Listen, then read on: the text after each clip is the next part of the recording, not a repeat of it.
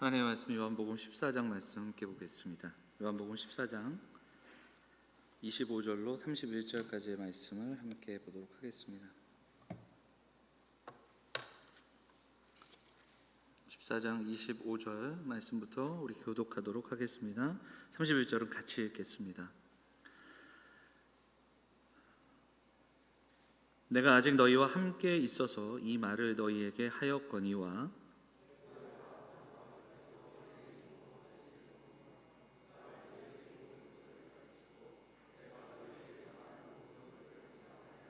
평안을 너희에게 끼치노니 곧 나의 평안을 너희에게 주노라. 내가 너희에게 주는 것은 세상이 주는 것과 같이 아니하니라. 너희는 마음에 근심하지도 말고 두려워하지도 말라.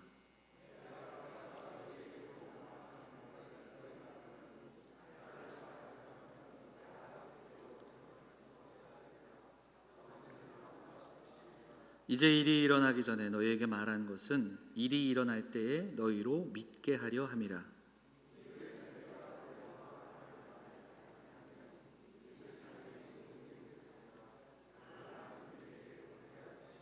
같이 읽겠습니다. 오직 내가 아버지를 사랑하는 것과 아버지께서 명하신 대로 행하는 것을 세상이 알게 하려 함이로라. 일어나라 여기를 떠나자 하시니라. 아멘. 오늘 귀한 주일에 이렇게 예배할 수 있는 시간 되어서 너무 감사하고요. 우리 새해 첫 예배이기도 해요. 함께 모여서 예배하는 너무너무 감사하고 우리 함께 새해 인사 서로 좀 나눌 수 있으면 좋겠습니다. 자, 우리 오신 분들 서로 앞뒤에 계신 분들 인사하겠습니다. 새해 복 많이 받으세요. 건강하세요. 인사할까요? 네.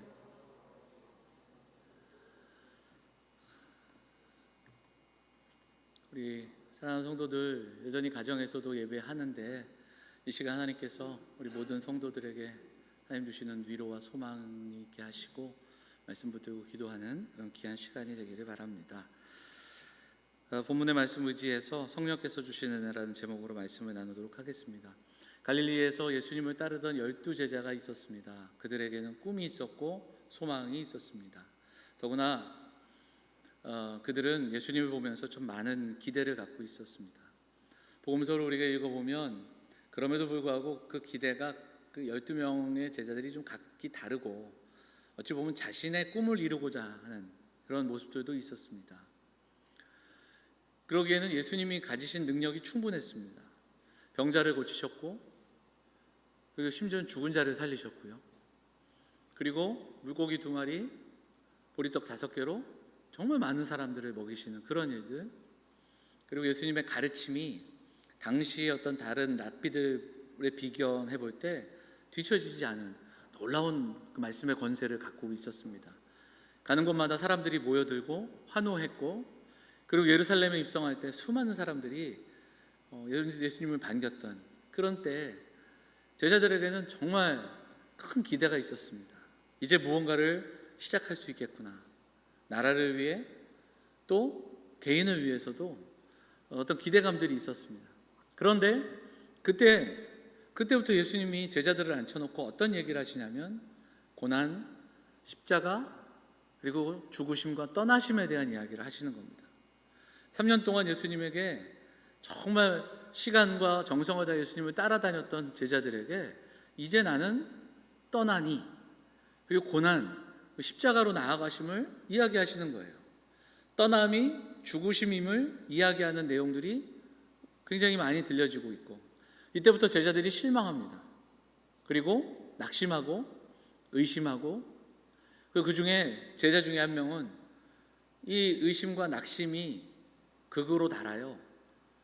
3년 동안의 삶이 허망한 듯하고, 그래서 이 스승이신 예수 그리스도, 예수님을 팔아버리는 그런 일도 있게 되는 거죠. 이때 주님이 제자들을 앉혀놓고 말씀하시면서 위로하시는 내용이 요한복음 14장의 내용, 이제 이후의 말씀입니다. 예수님의 떠나심이 어떤 의미인가? 이게 끝이 아니다. 그리고 내가 떠나면 너희는 더 큰 일을 할 수 있다. 너희가 내 이름으로 기도하면 내가 들을 것이다. 그리고 내가 떠나면 너희에게 너희만 있는 것이 아니라 또 다른 보혜사, 내가 지금까지 너희와 함께 했던 그 많은 일들을 함께 할 또 다른 보혜사를 너희에게 보낼 것이다. 이렇게 약속을 하십니다. 그리고 오늘 말씀은 그 또 다른 보혜사, 변호자이며 또 위로자이며 상담자이신 성령께서 어떤 은혜를 주시는가, 그 이야기가 어찌 보면 지난주 말씀에 이어져서 설명처럼 좀 들려지는 말씀이 오늘 본문의 말씀입니다. 성령이 제자들에게 주실 은혜, 또 다른 보혜사가 그들에게 허락된 하실 은혜를 선포하는 말씀이 오늘 본문의 말씀입니다. 그럼 어떤 은혜들을 허락하시는가 우리가 좀 찾아보도록 하지요. 말씀을 읽어가며 이야기하겠습니다. 25절 같이 읽겠습니다. 시작. 내가 아직 너희와 함께 있어서 이 말을 너희에게 하였거니와. 내가 너희와 함께 있어서 말을 하였거니. 이게 이제 개역 개정에 있는 말씀인데요.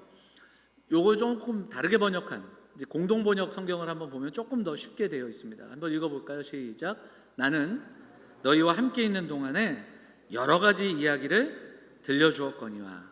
그렇습니다.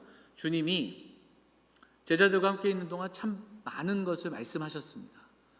그리고 요한복음만 우리가 이제 살펴본 요한복음만 보아도 앞에는 7개의 표적이 있었고 그 표적이 끝나면 예수님이 표적을 설명하셨어요. 그리고 풀어주십니다. 다른 복음서에 보면 예수님이 비유의 말씀을 하시고 제자들은 또 특별히 따로 그 비유를 설명을 하십니다.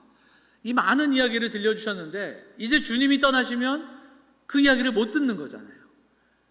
그런데 주님이 계속해서 어떤 이야기를 하시는가? 우리 26절 말씀을 읽어보도록 하죠. 26절 같이 읽겠습니다. 시작. 보혜사 곧 아버지께서 내 이름으로 보내실 성령, 그가 너희에게 모든 것을 가르치고 내가 너희에게 말한 모든 것을 생각나게 하시리라. 성령께서 하시는 일이 구체적으로 무엇입니까? 예수님은 떠나셔서 예수님의 말씀을 들을 수 없는데 성령은 제자들에게 먼저는 예수님의 말씀을 생각나게 하십니다. 그리고 가르치십니다. 또한 깨닫게 하신다. 이렇게도 번역하는 것을 볼 수 있습니다. 지금까지 살펴본 그 내용들을 보면 예수님이 많은 말씀을 하시지만 표적을 보여주시지만 제자들이 그것을 100% 이해하지 못했습니다. 제자들이 그것을 바르게 이해하지 못했던 모습들이 훨씬 더 많았어요. 그런데 어떻게 되는가? 진리의 영이신 성령께서 이제 제자들에게 예수님이 왜 그러셨는지를 깨닫게 하시고 말씀을 생각나게 하시고 기억나게 하시고 깨닫게 하시는 은혜가 성령의 은혜라는 것을 우리는 바라볼 수 있는 겁니다. 사도행전을 보면 이러한 장면들이 굉장히 많이 나옵니다. 그리고 사도행전을 보면 제자들이 설교하고 말씀을 전하는 그 장면 속에서 제자들이 깨닫는 은혜들을 선포하고 있습니다. 특별히 요한 사도는 그 이야기를 우리에게 반복해서 들려주는 겁니다. 말씀을 깨닫게 하시고 가르치시는 성령의 은혜를 설명하는 겁니다. 자, 요한 사도가 쓴 요한 1서를 한번 보면 요한 1서 2장에 이렇게 말씀합니다. 한번 읽어볼까요? 같이 읽겠습니다.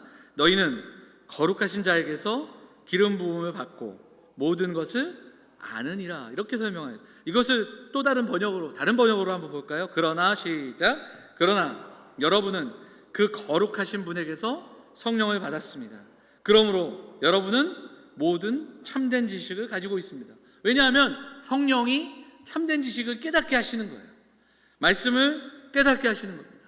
말씀을 읽고 말씀을 묵상할 때 또한 함께 역사하셔서 그 말씀의 의미를 우리에게 깨닫게 해주시는 거예요.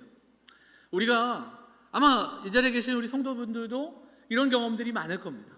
반대로 이런 일들이 많죠. 들어도 알지 못하겠고 들어도 내일이면 까먹고 또 읽어도 모르겠는 그런 시간들도 분명히 있습니다. 하지만 읽었던 말씀이 바로바로 깨닫지 못하는 그런 경우도 있지만 이후에 이 말씀이 생각이 나고요. 이 말씀을 들을 때 내게 적용이 되고요. 또 이 말씀을 깨닫는 은혜가 분명히 있다라는 거죠. 우리가 주일학교 학생들을 가르칠 때요. 저도 청년 때 교사를 하지만 아이들을 막 가르치면 애들이 듣는지 아니 듣는지 답답할 때가 많아요. 하지만 그럼에도 불구하고 하나님의 말씀을 전하는 것은 말씀을 전하는 자에게 권세가 있거나 말씀을 전하는 자에게 능력이 있는 게 아니라 우리가 하나님의 입술이 되어 말씀을 전하고 그리고 그 말씀을 성령께서 깨닫게 하시는 거예요. 그런 경험들이 있습니다. 주일학교 때 들었던 말씀들, 뭔 소리인지 몰랐던 그런 이야기들이 고등부가 가고 청년부가 돼서 또 다른 깨달음으로 다가오고 그 말씀의 은혜를 경험하는 그런 시간들이 분명히 있더라는 거죠. 사도들은 그 이야기를 계속해서 들려줍니다. 대표적으로 베드로가 성도들에게 하는 이야기를 보면 이 이야기를 말씀을 하죠. 베드로서 1장 19절에 이런 말씀이 있습니다. 또 우리에게는 더 확실한 예언이 있어 어두운 데를 비추는 등불과 같으니 날이 새어 샛별이 너희 마음에 떠오르기까지 너희가 이것을 주의하는 것이 옳으니라. 말씀을 비춰주시기 때문에 깊이 상고하고 말씀을 묵상할 때 주시는 은혜가 분명히 있다는 것을 경험했던 베드로가 들려주는 이야기입니다. 자, 그 다음 절을 한번 같이 읽어볼까요? 같이 읽겠습니다. 시작. 먼저 알 것은 성경의 모든 예언은 사사로이 풀 것이 아니니 예언은 언제든지 사람의 뜻으로 된 것이 아니요 오직 성령의 감동하심을 받은 사람들이 하나님께 받아 말한 것이라. 이 말씀은 뭐냐면 성경이 쓰일 때도 역시 삼위 하나님의 역사하심으로 성령의 감동하심으로 성경을 썼다. 그래서 성경을 이야기하는 그 성령의 역사를 이야기하는 그 학자들이 이것을 두 가지로 설명하는데, 성령의 감동으로 쓰여진 성경, 그리고 이 성경을 읽는 우리에게는 성령께서 빛을 비추시기 때문에 성령의 조명으로 우리가 깨닫는다, 이렇게 설명을 합니다. 성령의 감동은 우리에게 어떻게 다가오는가? 성령의 비추심, 성령의 조명으로 하나님의 이 놀라운 복음의 말씀을 깨닫게 되는 겁니다. 여러분, 우리가 살아오며 그리고 말씀 생활하며 믿음으로 살아가는 가운데 이런 일들을 우리가 경험하고 또 경험하게 되는 겁니다. 설교자가 설교를 준비할 때 설교를 준비하는 시간만큼 기도해야 한다. 신학교 때 교수님들이 여러 번 말씀하신 말씀입니다. 그 내용은 바로 여기에 있지 않은가. 말씀을 준비할 때 말씀의 의미들이 준비하는 자에게도 잘 적용이 되지 않을 때가 있습니다. 때로는 이 말씀이 너무 어려워서 이걸 어떻게 풀어서 설명할까 정말 힘들 때가 있습니다. 설교를 조금 더 좀 조리 있게, 그리고 또 좀 더 명확하게 설교하고 싶은데 설교자 자신이 그 말씀이 잘 이해가 되지 않을 때 답답하죠. 그때가 되면 말씀을 붙들고 기도합니다. 때로는 곰곰이 생각하고요, 찬송도 부르고요, 저 같은 경우는 5층 올라가서 좀 걷기도 하고, 또 여러 가지 상황들이 있습니다. 월요일, 화요일부터 주일날 설교할 본문을 여러 번 읽는데, 읽은 이 말씀을 간직하고 있을 때 그 말씀은 주중에 내 삶 속에서 일어나는 수많은 상황들과 또 주시는 말씀과 또 주중에 읽는 책과 여러 가지 상황들을 통해서 그 말씀의 깊은 의미들을 깨닫게 하실 때가 분명히 있다는 겁니다. 억지로 짜내듯이 하는 말씀이 아니라 부어주시는 은혜가 있는 그 은혜를 경험할 때가 분명히 있습니다. 이게 설교자들만의 이야기인가? 아닙니다.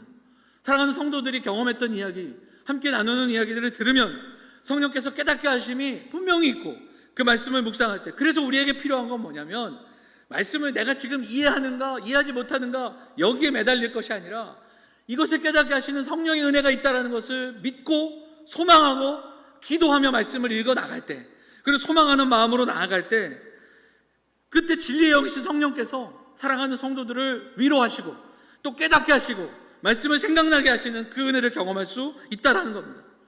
어렵고 힘들고 답답한 이 말씀을 성령께서 깨닫게 하시는 그 놀라운 은혜, 이 놀라운 은혜를, 풍성한 진리와 은혜의 말씀을 깨닫는 은혜를 사랑하는 성도들이 이 곤고한 날을 겪으면서 오히려 우리가 더 말씀 앞으로 사모하는 마음으로 나아가 더 많이 경험하고 그 풍성한 은혜를 날마다 경험하며 살아가는 우리 영험의 성도들이 다 되시기를 간절히 소망합니다. 두 번째로, 오늘 성령이 주시는 은혜를 주님은 어떻게 약속하고 계신가? 우리 27절 말씀 한번 읽어보도록 하겠습니다. 27절 읽을까요? 같이 읽겠습니다. 시작. 평안을 너희에게 끼치노니 곧 나의 평안을 너희에게 주노라. 내가 너희에게 주는 것은 세상이 주는 것과 같지 아니하니라. 너희는 마음에 근심하지도 말고 두려워하지도 말라. 이 14장만 해도 두려워 말라, 근심하지 말라가 여러 번 나옵니다. 왜냐하면 이것은 말씀을 듣는 자들의 상황이 여기에 담겨 있는 거죠. 제자들의 마음이 그랬습니다. 근데 예수님께서 계속해서 하시는 그 격려와 위로의 말씀, 그리고 특별히 성령에 대한 말씀을 하시면서 평안을 너희에게 주노라 말씀하십니다. 여기에서의 평안은 히브리어 샬롬. 이 샬롬은요, 우리가 생각하는 그냥 마음의 안정, 그리고 뭐 근심 걱정이 없는 이 정도가 아니라, 성경에서 말하는 샬롬은 하나님의 질서가 세워짐, 하나님의 안정케 하심, 하나님의 온전하심을 뜻할 때 주로 선포하는 단어입니다. 자, 오늘 본문에 보면 이 평안을 설명하면서 어떤 이야기를 하냐면, 세상이 주는 것과 같지 않다, 이렇게 설명합니다. 주님이 말씀하시죠. 내가 너희에게 주는 것은 세상이 주는 것과 같지 않다. 그러면 세상이 주는 게 있다라는 겁니다. 세상이 줄 수 있는 평안이 분명히 있다는 거예요. 근데 그것과 주님이 약속하시는 평안은 다르다는 겁니다. 그러면 세상이 줄 수 있는 평안은 뭘까요? 자, 이 이야기를 하기 위해 당시 상황을 좀 보면, 요한이 복음서를 쓰던 당시 이스라엘은 로마의 지배 아래에 있었습니다. 그 당시의 역사를 보면 기원전 한 1세기, 기원전 한 40년, BC 40년, 50년 때부터 한 200년간 로마가 이스라엘을 비롯한 근동 지방의 모든 땅을 장악하고 커다란 제국이었던 때가 있었습니다. 로마는 그 200년 동안 갖고 있는 그 제국의 힘으로 그 모든 땅을 다스리며 또한 정복했습니다. 그리고 크고 작은 전투가 다 전쟁이 끝난 이후에 그 땅의 전쟁이 끝이자 팍스 로마나, 로마의 평화, 이렇게 외치면서 제국이 가져다 준 평화를 그렇게 가르쳤습니다. 하지만 여러분, 이 제국이 누렸던 이 평화는 실상으로는 한쪽에서는 자신들이 경험하는 평화일지 모르나, 지배된 나라 입장에서는 무력을 통해서 빼앗긴 그런 시대였습니다. 무력과 일방적인 힘과 그리고 또한 강압으로 말미암아 누리게 되는 그런 시대, 세상이 약속하고 주는 평안이 그런 겁니다. 또한 이 특징은 뭐냐면 영원하지 않은 것. 결국 그 로마도 이후에 멸망하게 되고, 세상에서 인간이 살아가는 이 땅에서 전쟁이 끝인 적이 없고 질병이 끝인 적이 없으며 수많은 어려움들이 있습니다. 근데 예수님이 주시는 것은 그것과 다르다는 겁니다. 그러면 전쟁이 없고 근심 걱정이 없는 만사형통의 평안과는 다른 그런 평안, 그건 뭐냐면, 전쟁이 없고 질병이 없고 근심 걱정이 없는 것은 주님 오실 때까지 그렇게 되지 않아요. 하지만 점점 세상은 더 악해지고 끝이 없어지겠지만, 그러나 주님이 약속하시는 세상이 줄 수 없는 이 평안은 환경과 상황이 변하지 않고 여전히 우리 가운데 흔들리는 그 세상 속에 우리가 있지만, 세상이 줄 수 없는 그 상황 속에서 하나님 나라를 향한 소망을 우리에게 주시기에, 흔들리는 속에 있지만 흔들리지 않는 소망을 우리가 품고 살아가는 사람들, 성도들, 하나님의 백성들이 가질 수 있는 그 평안을 성경은 말씀하고 있는 겁니다. 사랑하는 영혼의 성도들이 이 땅을 살아가며, 그리고 참 힘겹고 어려운 시간들, 지난 1년만 돌아봐도 너무나도 힘겨운 시간을 살아가지만 그 속에서 흔들리지 않은 그 나라에 대한 약속을 품고 그 소망으로 오늘도 세상이 줄 수 없는 그 평안을 소유하며 누리며 살아가는 사랑하는 성도들이 되시기를 간절히 소망합니다.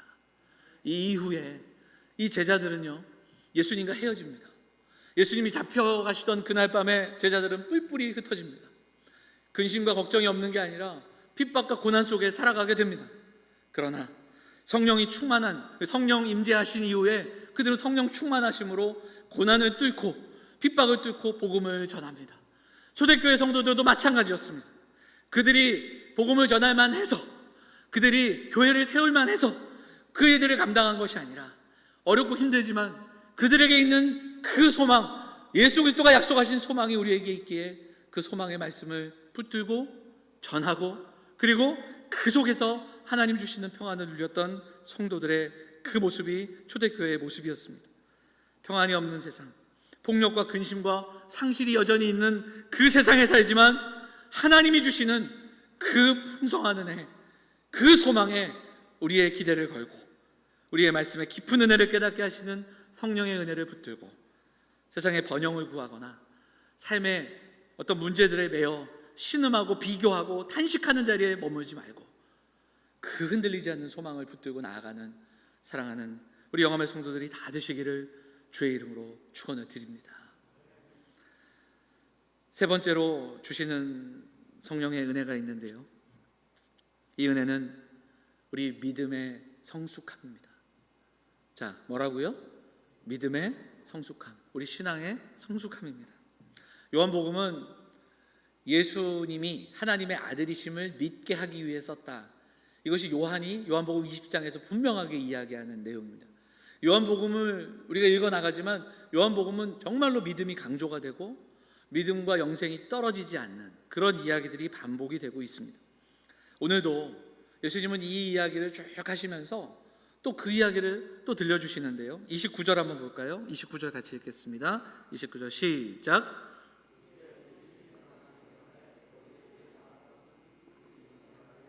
너희로 믿게 하려 함이라.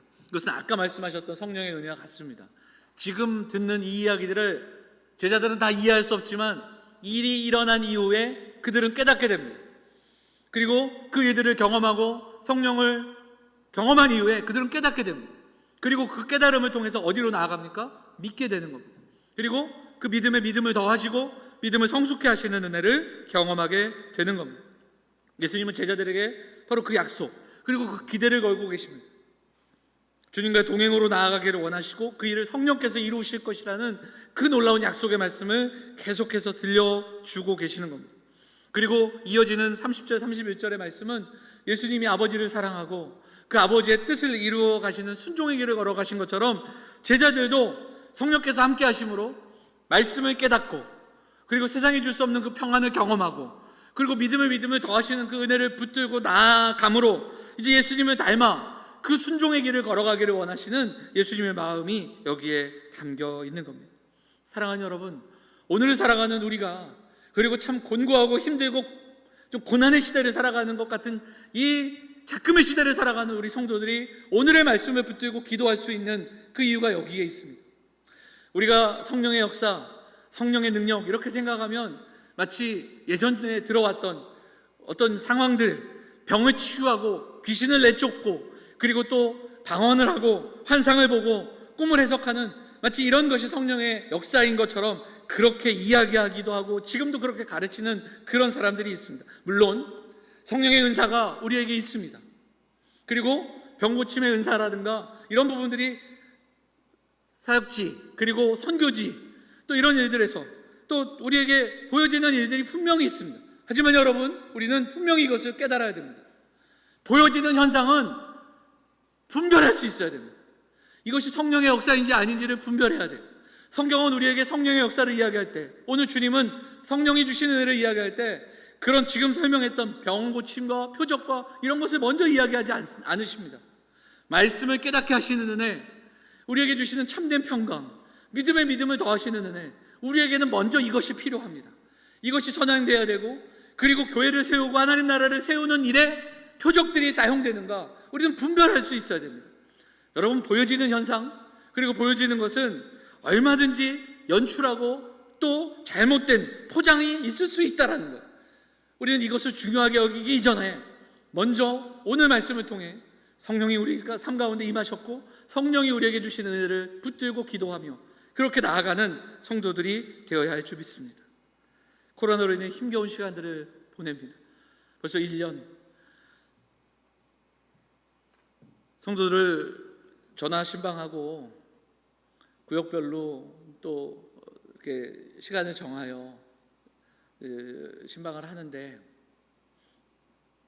이제 우리 여기도 어르신들 많지만 어른들이 화상 전화를 굉장히 좀 꺼려 하셔가지고 제가 화상 전화라면 또 끄시기도 하고 못 받으시기도 하고 해서 요즘 전화를 많이 합니다.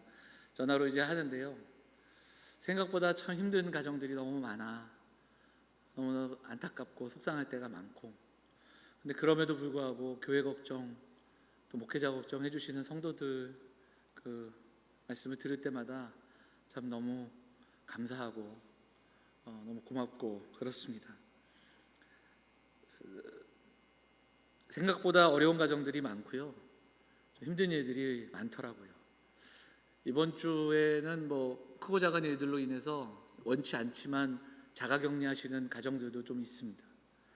이게 나 혼자서 방역을 잘 지킨다고 해서 잘 되는 게 아닙니다. 저도 코로나 검사 벌써 했고 뭐 24시간이지만 자가격리도 해봤고, 조심한다고 하지만 누군가를 만나고 누군가를 또 만나게 될 때 우리가 생각하는 그 이상으로 참 쉽지 않은 상황이 우리가 살아가는 상황입니다. 바라기는 오늘 말씀을 통해서 성령이 주시는 은혜들이 우리에게 있음을 깨닫고, 그럼에도 불구하고 우리 연약함이 있기에 하나님께서 우리 가정에 있는 문제를 열어주시고 내 환경을 좀 변화시켜 주시고 회복시켜 주시는 것, 그런 기도와 간구가 우리에게 있는 것은 당연합니다.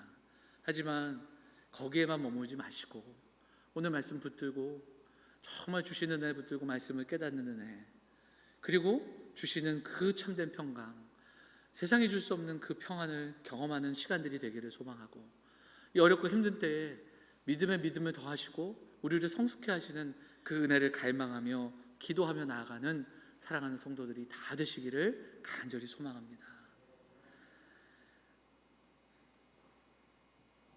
미국의 스패포드라는 교수님이 시카고 화재를 통해서 자신의 집과 재산을 잃고 근심하며 낙심하다가 가족들을 먼저 프랑스로 보냅니다. 그런데 설상가상으로 가족들이 프랑스로 가는 중에 자녀들이 그 배가 충돌해서 죽게 됩니다. 간신히 아내가 살아남았는데 이 교수님이 너무 힘들고 어려운 마음으로 아내를 데리러 프랑스로 갔다가 돌아오는 길에 자신의 자녀들이 그 충돌한 그 바다를 지나면서 대성통곡을 하기 시작합니다. 도대체 어떻게 이런 일이 내게 있나, 하나님을 원망하기도 하고 답답한 마음으로 그 바다에서 엉엉 울면서 주저앉습니다. 그때 그의 아내가 붙들면서 이야기합니다. 이게 끝이 아닙니다. 이것이 영원한 이별이 아닌데 우리 아이들을 만날 때가 있고 우리 아이들이 우리를 기다리는데 우리에게 소망이 있지 않습니까? 오히려 아내가 그 교수님을 위로합니다. 그때 경험했던 그 어떤 것과도 비교할 수 없는 그 마음에, 그 풍랑 일던 그 순간에 주셨던 그 평안과 그 소망을 담아 그가 우리에게 들려지는 찬송시를 씁니다. 그게 413장입니다. 내 평생 가는 길 순탄하여 늘 잔잔한 강 같든지 큰 풍파로 무섭고 어렵든지 나의 영혼은 늘 편하다. 내 영혼 평안해. 내 영혼 평안해. 살아가는 삶 속에서 근심이 사라질 수 없습니다. 흔들리는 세상 속을 살아가기에 전쟁과 질병과 어려움들은 이 땅에서 사라지지 않습니다.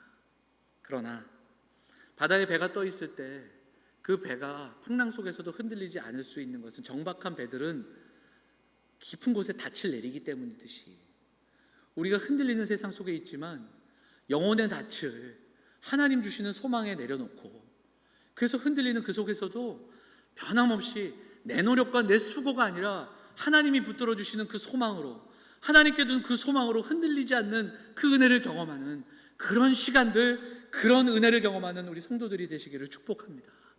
사랑하는 여러분, 우리가 이 삶을 경험했던 성도들 그리고 사도들의 이야기를 듣습니다.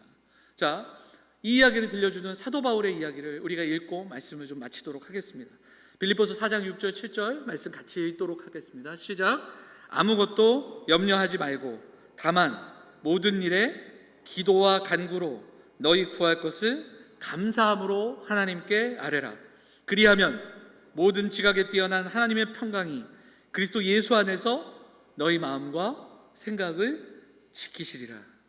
상황과 환경에 따라 요동치는 마음들, 우리의 생각들, 이런 것이 아니라 어떤 상황 속에서도 변하지 않는 소망이 있기에 흔들릴 수 없는 우리에게 주시는 이 평안, 성령으로부터 약속하신, 성령으로 말미암아 약속하신, 이 제자들이 약속하신 이 평안이 오늘을 살아가는 우리 사랑하는 성도들도 이 어려운 때에 날마다 기도와 간구로 나아가는 가운데 우리의 마음과 생각을 지키시는 그 하나님의 평강을 경험하며 살아가는 우리 영험의 성도들이 되시기를 축복합니다.